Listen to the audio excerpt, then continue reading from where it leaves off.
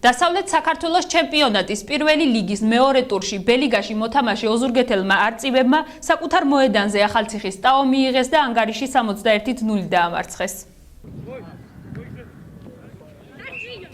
დასავლეთ საქართველოს ჩემპიონატის პირველი ლიგის მეორე ტურში ბელიგაში მოთამაშე ოზურგეთელმა არწივებმა საკუთარ მოედანზე ახალციხის ტაო მიიღეს.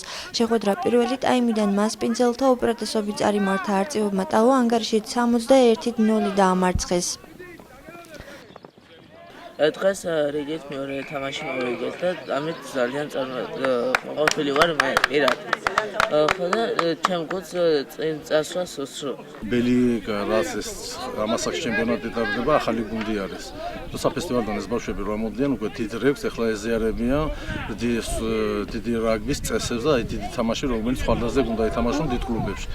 და იმ შედარებით ძალიან პროგრესულად და ლამაზად და კარგად მიდის. განვითარება კი არის ხარუზები, მაგრამ ეს ბავშვები არიან და ნელ-ნელა გამოკიდო უფრო დაიხვეწებიან. გუნდი გასვლით თამაშს ქუთაისთან გეგმავს. სტატისტიკური მონაცემებით გამარჯვება არ გამარჯვების შემთხვევაშიც ბელიგის ნაკრები გუნდი ლიდერობას შეინარჩუნებს. პირველი ტურის დასრულების შემდეგ გუნდი მეორე ტურისთვის მოემზადება. ჩემპიონატი ორ თვეს გაგრძელდება.